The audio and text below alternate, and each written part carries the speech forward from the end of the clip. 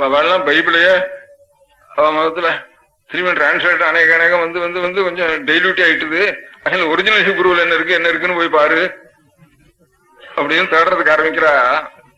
அதனுடைய சுரூபம் என்னதுன்னு தெரியறதுக்கு ஒரே விஷயத்த ஒரு மனுஷன் சொன்னான்னா எந்த வாக்குல எப்படி சொன்னானோ அவனுடைய வாக்குல இருந்து என்ன பாஷையில எந்த ரூபமா வந்ததோ அந்த ரூபத்தில் இருக்க முடியாத ஒரு அது ஹிருதயத்துல எப்படி தைக்குமோ அந்த மாதிரி அதுல 1000த்துல ஒரு பங்கு கூட தைக்காத ஒரு பாஷையில இன்னொரு மாத்திட்டா. அந்த பாஷையில அந்த தாத்பரியத்தை சொல்ல முடியாத சப்தங்களே இருக்காது அநேக இடங்கள்ல. அநேக பாஷையில ஒவ்வொரு பாஷையில ஒவ்வொரு சப்தத்தை ஒவ்வொரு பொருளை சொல்ல முடியாத பாஷை பதங்கள் இருக்கும். இன்னொரு பொருளை சொல்ற பதம் இருக்கவே இருக்காது. அதுக்கு 4-5 பதத்தை சுத்தி வந்து சொல்ல வேண்டியிருக்கும். அப்படி சொன்னா கூட அந்த அபிப்பிராயமானது மனசுல வரவும் வராது. ரெண்டாவது என்னத்துக்கு இன்னொரு பாஷைனால சொல்லுவானே, ஒரு மதத்தை இன்னொரு மதமா மாத்துவானே, அதுக்கப்புறம் ஒரு மதமும் உலகத்துல இருந்துட்டுதானா இன்னொரு மதம் வந்து அதுல சேருவானே. இப்ப லோகத்துக்குள்ள ஒரு மதம் எல்லா ஜனங்களும் ஒரு மதம் இருந்ததுதானா அந்த மதத்தை விட்டுட்டு இன்னொரு மதத்துக்கு போவானே நேட்டா அதுல இருக்கிறது தப்பா இருக்கு. அதனால வேற புதுசா ஒரு மதம் நமக்கு வேணும். சரி, அது அந்த புது மதம் இன்னொரு தப்பா இருக்கு. இன்னொருத்த வந்தானா கெட்டிக்காரனா வந்துட்டான்னா இன்னொரு தடியாளோ அளவுக்கு வந்துட்டான்னா அப்புறம் அதுவும் போயிடுவோம் இல்லையா. அப்புறம் இன்னொரு தடியாள் வந்து மதமே வேண்டான்னு வந்தான்னா அதுவும் போயிடுவோம் இல்லையா. அதுக்காக பெரிய தடியாள் இதுக்காக ஒத்தன் நன்னா சொல்றாங்கிறதுக்காக நம்முடைய மதத்தை நம்முடைய மாத்திக்கிறது அப்படின்னு சொன்னவானா கடைசியில என்ன வந்து முடியும். ஏதோ சுவாமிக்கு நாம இதுக்கு முந்தி ஒரு பேர் வச்சுட்டு சுவாமின்னு பூஜை பண்ணிட்டு இருந்தோம். அந்த சுவாமி சுவாமி இல்லன்னு சொல்லணும். ஒரு கிறிஸ்தவத்தன் துலுக்கனா போயிட்டான்னா கிரைஸ்ட் சுவாமி இல்ல அப்படின்னுட்டு அவர் ப்ராஃபிட் இல்ல அப்படின்னு அது சொல்லணும். இவன் வந்து துருவன் கிறிஸ்தவனா போயிட்டானா அல்லா சுவாமி இல்ல எங்க கர்த்தாதான் சுவாமி அப்படின்னு எங்க சுவாமி. அந்த மாதிரி சைவம் வைஷ்ணவனா போயிட்டானா சிவன் சுவாமி இல்ல இந்த நாள் ஏமாந்து போயிட்டேன் விஷ்ணுதான் சுவாமி. அந்த சிவனை விஷாகணும் ஒரு சுவாமியே சுவாமி இல்லன்னு விஷாகணும். நீ எந்த பேரை வச்சுட்டாவது வேடாப்பா அந்த சுவாமி தான் அப்படின்னு சொன்னா அவன் மாறவே வேண்டாம். சுவாமிக்கு பேரு தானே ஜெஹோவா ஜோஹர் லார்டுன்னு ஏதான ஒரு பேரு நடாப்பா. ஒவ்வொரு ஊர்ல ஒவ்வொரு தேசத்துல ஒவ்வொரு பாஷையில ஒரு நடங்கள்ல ஒவ்வொரு நிமிஷம் சுவாமிக்கு பேர் வச்சுட்டு இருக்கா. அப்படி நினைச்சிட்டு வேணா மாறவே வேண்டியதில்லை. அப்படி நினைக்காம அவர் சுவாமியே இல்லை இவர்தான் சுவாமி அப்படின்னா சுவாமியே நாம் வந்து விஷி அந்த அபசாரத்துக்கு நாம் பாத்திரமாக வேண்டியிருக்கு. அப்ப நரகத்துக்கு போனாயும் மோட்சத்துக்கு போனா இன்னும் ஒரு சுவாமியை தூக்கிட்டு இருந்தாலும் அவரையே இன்னொரு பேரை வச்சு வீரம் இல்லையோ அவருடைய இன்னொரு பேரை பிடிச்சுட்டு அந்த சிவன் கூட பேருக்கு பொருளுக்கு வார்த்தைக்கு எந்த அர்த்தமோ அந்த அர்த்தம் சுவாமி என்ன அந்த அந்த சிவங்க பதத்துக்கு பொருளை விஷான்னாவும் இவன் கும்பிடுற சுவாமியை தான் வைக்கிறான். அதனால இந்த அபசாரத்தினால இவன் மோட்சத்துக்கு போனா நரகத்துக்கு போனா. அதனால நம்ம மதத்துல அப்படி இல்லை. எல்லாத்துலயும் எத்தனையோ மதம் இருக்கு நமக்குள்ள. அவளுக்குள்ள கணக்கு பண்ணிவிடலாம் இத்தனை மதம்னுட்டு நமக்கு சொல்லவே முடியாது. கணக்கு வழக்கு இல்ல மதம் இருக்கு. ஒவ்வொரு ஆச்சாரியாளுக்கு ஒவ்வொரு அபிப்பிராயங்கள் தோணி இருக்கு. இப்ப பின்னால நம்ம ஆதிசங்கராச்சாரியால் ஒரு மத ஸ்தாபனம் பண்ணி அத்வைதம் தண்டபா எல்லாம் பேர்ல தான் வேற பொருள் ஒண்ணுதான் தத்துவம் அப்படின்ட்டு அந்த பரம்பொருள் தான் எல்லாம் அந்த பரம்பொருள் தான் அநேக வருஷங்கள் எடுத்துட்டு இருக்கு அப்படின்னு நம்ம ஆச்சாரியால் சொல்றா. அதுக்கு அடுத்தாப்புல ஒரு சைவ சித்தாந்தமோ ஒரு வைஷ்ணவ சித்தாந்தமோ தீவிரமான வைஷ்ணவ சித்தாந்தமோ அவன் சொல்றா. அப்படி இல்லப்பா ஒரே சுவாமி தான் ஈஸ்வரன் தான் அது விஷ்ணு தான். அது தவிர பாக்கிய தெய்வங்கள்லாம் அவரே தான் அந்த மாதிரி இருக்காருன்னு சொல்ல முடியாது. அவளுக்குள்ள அந்த பகவான் இருக்கார். அந்த சிவனுக்கும் உள்ள அந்தர்யாமியா பகவான் இருக்கார் அப்படின்னு சைவாளா இருக்கிறவா அந்த விஷ்ணுவுக்கும் விஷ்ணுன்னு தனியா ஒருத்தர் இருக்கார். அந்த விஷ்ணுவுக்கும் உள்ளே அந்தர்யாமியா இருக்கார். சுவாமி ஒருத்தர் தான் அப்படின்னுட்டு அவ ஒரு அபிப்பிராயத்தை அவ சொல்ற. ஏன் இப்படி சொல்லணும்? ஒரு சாஸ்திரத்தை பார்த்தோம்னா விஷ்ணு ஜெகத்தெல்லாம் உண்டு பண்ணினார்னு இருக்கு. இன்னொரு சாஸ்திரம் பார்த்தோம்னா சிவன் பரமாத்மா ஜெகத்தெல்லாம் உண்டு பண்ணினார்னு இருக்கு. எல்லாரையும் அனுகிரகம் பண்றான்னு இருக்கு. அப்போ இந்த விஷ்ணு சிவன் ரெண்டும் பேரு தானே வேற. டெபினேஷன் லட்சணம் இப்போ ஒன்னா சொல்லியாச்சோ உலகெல்லாம் சிருஷ்டிச்சு உலகெல்லாம் ரசிக்கிறவர் உலகெல்லாம் அனுகிரகம் பண்றவர் இன்னும் சிவனுக்கும் சொல்லியிருக்கு விஷ்ணுவுக்கும் விஷ்ணுன்னு பேர் சொல்ற இடத்துலயும் சொல்லியிருக்கு சிவனுக்கு வேற இடத்துலயும் சொல்லியிருக்கு அம்பாள்னு வேற இடத்துலயும் சொல்லியிருக்கு. அப்ப எப்போ டெபினேஷன் ஒன்னா போச்சோ இப்போ பேரு வேற சுவாமி ஒருத்தர்தான்னு ஏன் சொல்லக்கூடாது அப்படின்னு நம்ம ஆச்சாரியா ஒரு கேட்டாலனா அப்போ என்ன சொல்றா வந்து இப்ப அநேக இடங்கள்ல 2 பேரும் சண்டை போட்டுதான் இருக்காரு இல்லையோ.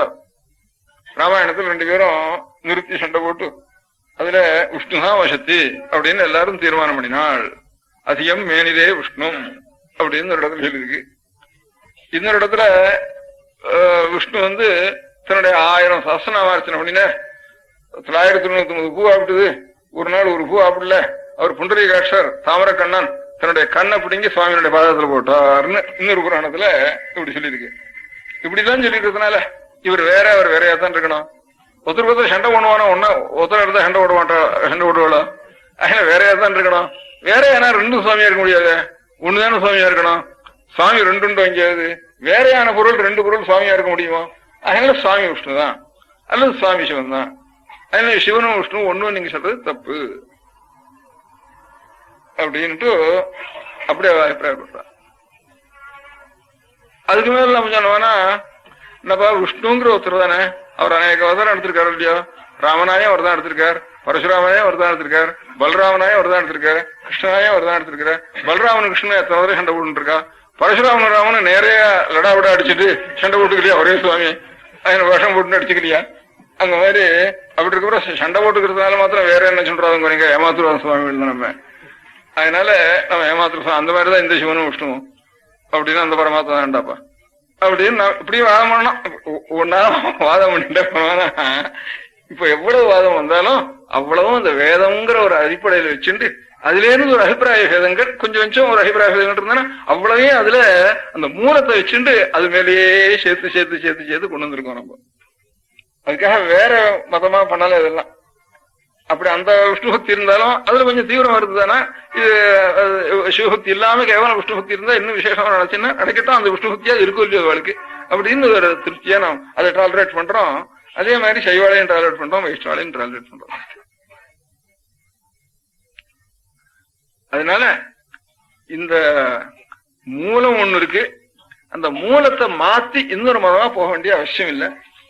அந்த வைதிக மதம் தான். அதுல இருந்து ஒரு பெரியவாள் ஒரு விஷயம் சொன்னா அதையும் எடுத்துக்குவோம், இன்னொரு பெரியவாள் ஒரு விசேஷ அர்த்தம் சொன்னா அது நல்லா இருக்கு தோணிதானா அதையும் நாம் எடுத்துக்குவோம். ஆனா நம்முடைய மூல மதம் என்னவோ வேத மதம் தான், அதான் ஆதார மதம் அப்படிங்கிற என்ன விருதுதானா. இப்ப கிறிஸ்துவ வந்து ஒருத்தர் சொன்னார், அதுக்கு வந்து வேதம் அந்த தேசத்துல இருந்திருக்குன்னு வச்சுக்குவோம்.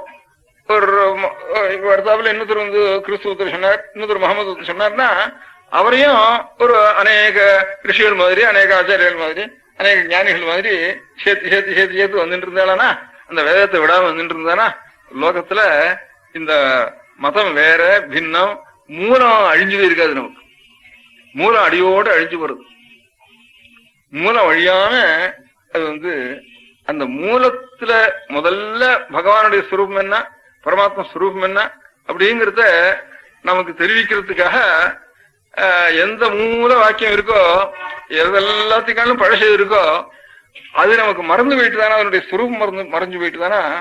அப்புறம் எல்லாம் கொஞ்சம் ஒரு வழி இவ்வளவு தூரம் கொஞ்சம் பிரிஞ்சுதானா நேர் வழியில இருந்து அது போக போக போக ரொம்ப தூரம் விலகி போயிடும். ஒண்ணுக்கு ஒண்ணு தத்துவமே தெரியாம உணா போயிடும் எல்லாம். அவளுடைய அபிப்பிராயத்துல நமது வேற மதம் இது வேற மதம்னு அவ அபிப்பிராயம் இல்லை. அவ என்ன நினைச்சுட்டு நம்ம மதத்துக்கு எது ஆகாரம்னா எம்புஸ்துக்குன்னு அவ நினைக்க மாட்டாள. அவ காலத்திலேயே ஒரு மதம் இருந்திருக்கோம் இல்லையா, நம்ம அந்த சைவ மதம் இருந்திருக்கோம் இல்லையா.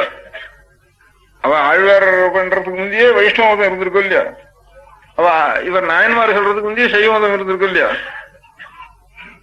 அப்ப அவ இந்த மதத்துக்கு எந்த முதல் நூல் இது அப்படின்னு ஒரு நூலை எதிர்பார்த்தாளானா அவள் என்ன சொல்றா கேட்டா, அப்பா மறைகள் தாண்டாப்பா நமக்கெல்லாம் மூலம் நூல் ஈஸ்வரனே வேதஸ்வரூபம் தாண்டா அப்படின்னு வேதம் தமிழ் செய்தான் மாறன் சடகோபன் இவர் எழுதுறாரு. சடகோபர் வேதமோட ஆரங்கம் வாங்கினான் சொல்றேன். அவ எங்க பார்த்தாலும் வந்து ஊர்ல போனாலும் இப்ப வேதம் தாண்டா வேதம் தாண்டாங்கிற. அவ சொல்றது நிஜமா அது சரியா நாங்க கவனிச்சு பார்த்தோம்னா 2 பேருக்கும் புஸ்தகம் ஒண்ணு ஆயிட்டு இருக்கும்.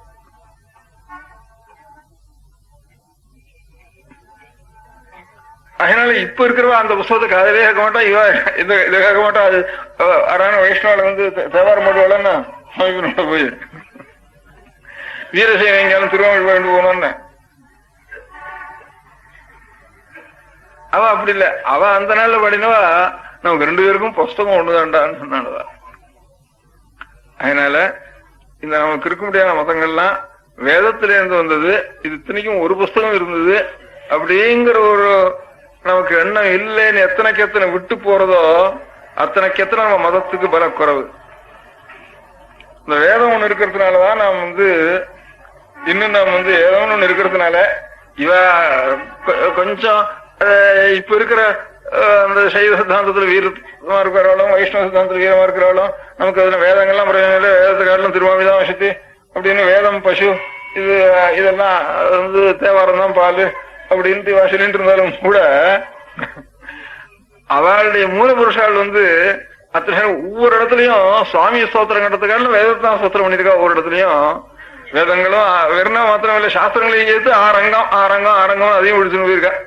4 வேதம் 6 சாஸ்திரம்னுட்டு வேதம் அங்கம்னு இதுதான் பிடிச்சு எடுத்துன்னு போயிருக்கா. சில இடங்கள்ல திமுறைகள்லயே அங்கம் என்னதுன்னு சந்தேகப்படுக்க வியாகரணம்னு ஸ்பஷ்டமா சொல்லிட்டு இருக்கா. சிக்ஷே வியாகரணம் சந்தசு நிருக்தம் ஜோதிஷம் கல்பச்சேது ஹடங்கானின்னு 6 அங்கங்கள் இருக்கு சாஸ்திரத்துல. அந்த 6 அங்கம் இல்லாம வேதமே புரியாது. இந்த 6 அங்கங்களும் நல்லா தெரிஞ்சுதான் வேதத்தினுடைய பொருள் நமக்கு புலப்படும். அந்த 6 அங்கங்கள் என்னங்கிறப்போ சில இடங்கள்ல வியாகரண சுரூபியா நீங்க நம்ம திருவத்தியூரை பத்தி சொல்றப்போ திருவத்தியூர்ல வாக்கணிக்கும் மண்டபம்னுட்டு ஒரு மண்டபம் எழுதியிருக்கு, சிவத்துல எழுதியிருக்கு இந்த கல்வெட்டுல. அதுக்கு சம்ஸ்கிருத்திலேயே அதே கல்வெட்டுல எழுதிருப்போம் வியாகரணதான மண்டபம்னு எழுதியிருக்குதுக்கு. அந்த மாதிரி திருமுறைகள்லயும் நீ சாட்சாத் வியாகரண சுரூபினி அப்படின்னு தமிழ்லயே திருமுறைகள்ல அங்கங்களையும் சொல்லிருக்கு, வேதங்களையும் சொல்லிருக்கு. அதை மாத்திரம் நான் மறந்து போயிட்டு இப்படியே பிரிச்சு வச்சுட்டுவானாக்கா இன்னும் கொஞ்ச நாள்ல ரொம்ப மோசமா போயிடும் தேசம். அந்த மாதிரி பிரிவே கூடாது. அந்த மாதிரி எல்லாத்துக்கும் மூலம் ஒண்ணு இருக்குதுன்னு மூலத்தை நம்ம நினைக்கணும். அந்த மூலத்தை ரட்சிக்கணும். அந்த மூலத்தை ரட்சிக்கிறதுக்காக இவ்வளவுக்கும் பிரகாசமா இருக்க முடியாது. மூலம் ஒண்ணுங்கிறது தெரிஞ்சுட்டு அந்த வேதத்தை ரட்சிக்கிறதுக்காக சமஸ்கிருத பாஷையா அனாவசியம் வேண்டவே வேண்டாம். அது ஒரு பாஷை தானே, எந்த பாஷையா இருந்தா நமக்கு தெரிஞ்ச பாஷை போருமோ இல்லையா அப்படின்னு நினைக்கிறது உண்டு. அதனால மூலம் எது சொல்றாலோ அதை நாம் ரட்சிச்சாதான் நமக்கு தத்துவம் லோகத்தில் இருக்கும். உண்மையான ஒரு சாந்தியானது கிடைக்கும் அந்த மூல தத்துவத்தை வச்சுண்டு. அது மேல எத்தனையோ மகான்கள் இருக்கலாம். கிறிஸ்துவ மகானா இருக்கலாம், அவர் சொல்ற தத்துவம் இருக்கலாம். அவ ஒத்தரும் புத்தரோ கிறிஸ்துவோ முகமதோ தனியா ஒரு மதம் ஏற்படுத்தணுங்கிற எண்ணத்தோட அவ சொல்லிருப்பான்னு போகவே இல்லை. அநேக விஷயங்களை சொல்லிருப்பாவா. அந்த வேதத்தை மாத்திரம் ரட்சிச்சு வச்சுட்டு இருந்தானா இவ சொன்னதெல்லாம் அது போஷிக்கும். இன்னும் கொஞ்சம் நல்ல அர்த்த பிரகாசனம் அதுக்கு உண்டாகும். அதனால எப்படி இப்ப நமக்கு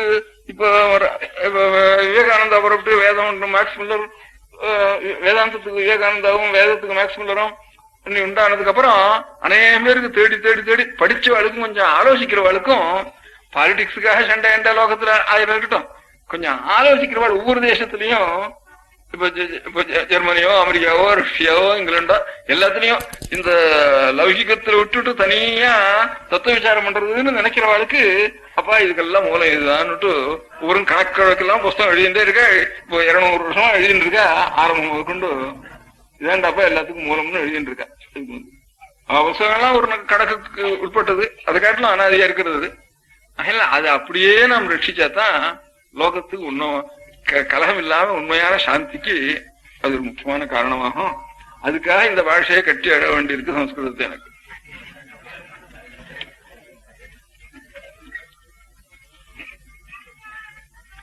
தமிழ்ல சைவ சித்தாந்தமானாலும் சரி, வேதமோடு ஆகமம் மெய்யாம் இறைவ நூல். வேதம் ஆகமம் 2 தாண்டா இறைவனுடைய நூல், அதுதான் மெய்யான நூல். அப்ப சைவ சித்தாந்தம் நல்லா இருக்கணுமானா இந்த 2ஐயும் ரசிச்சாகணும். அதுக்கு ஒரு பாஷைக்காகவே பாஷாபிமானம் நமக்கு வேண்டவே வேண்டாம். மகாராஷ்டிரம் குஜராத்தி பெங்காலின்னு சண்டை போட்டுக்கிறான் பிஹாரின்ட்டு இந்த மாதிரி சண்டை நமக்கு வேண்டாம். இதுக்காக நம்ம பாஷை வேண்டாம். நமக்கு உலகத்துக்கு சாந்திக்கு தத்துவத்துக்கு அதுவும் இருக்கணும். சைவமா இருந்தாலும் சரி, வைஷ்ணவமா இருந்தாலும் சரி.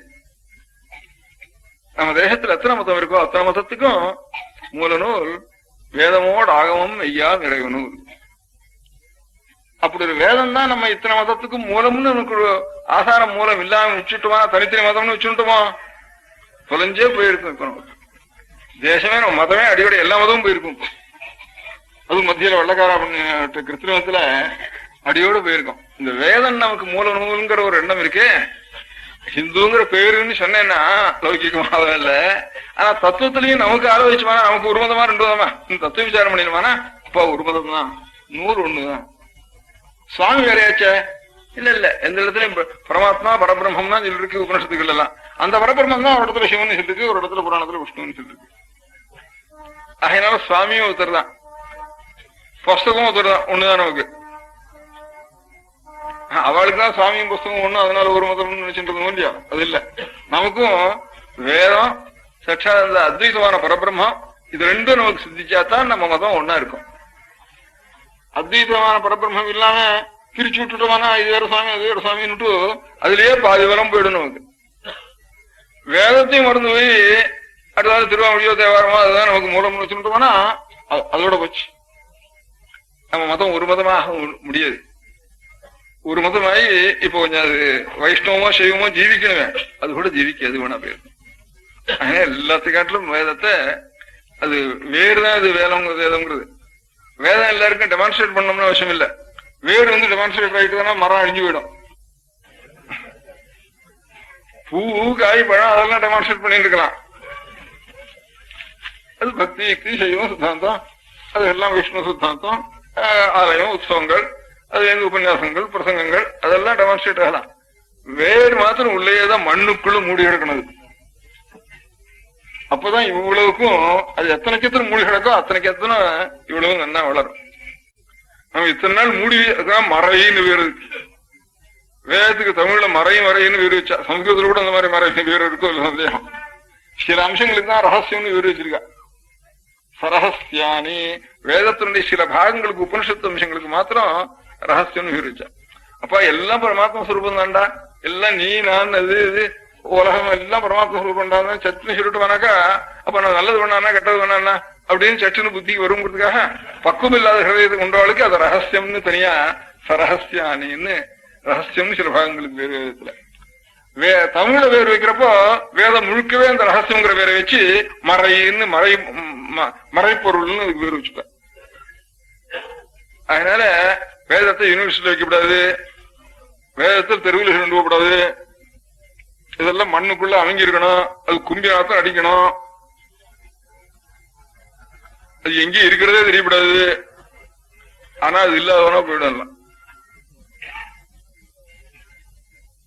அதனால தனியா ஒருத்தர் ஆத்துக்குள்ள உட்காந்து ஜாக்கிரதையா ஸ்நானம் பண்ணிட்டு, ஸ்நானம்னா வேதம் சொல்லக்கூடாது, சாப்பிட்டு வேதம் சொல்லக்கூடாது, இந்த அனதிசயனங்கள்ல இன்னென்ன காலங்கள்ல வேதம் சொல்லக்கூடாது, அவ்வளவு ஜாக்கிரதையா இருந்துட்டு அவ்வளவு சுச்சியா இருந்துட்டும் பரபுருஷாண்டு ஆஜமனு தீர்த்த பாத்திரத்தை சென்று பவித்திரத்தை போட்டு அவ்வளவு ஒரு பிளான்செட் பண்ணவனா கூட எவ்வளவோ சுத்தமா இருந்தா தான் அந்த பித்திரிகள்லாம் வருவாங்கிறான், எழுதுவாங்கிறான். எல்லாரும் அவ்வளவு 5 பித்திரிகள் ஸ்பிரிட்ஸ் எல்லாம் வராதுங்கிறான் இருந்து. அதுல இருந்து இவ்வளவு நியமத்தோடு இருந்தாதான் அந்த மந்திரத்தினுடைய ஒரு வீரியம், அந்த மந்திரத்தினுடைய சக்தி இருக்கும். அந்த சக்தி இருந்தா தான் லோகம் முழுக்க க்ஷேமமா இருக்கும்.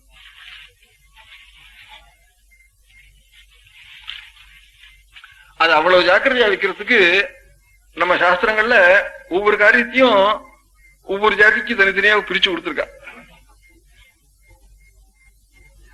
திரைகடலோடையும் திரைவியம் தேடுன்னு தனியா ஒரு ஜாதிக்கு வைஷ்யால்னு அவளுக்கு நிறைய தீபாந்திரத்துக்கு போடாங்கிற.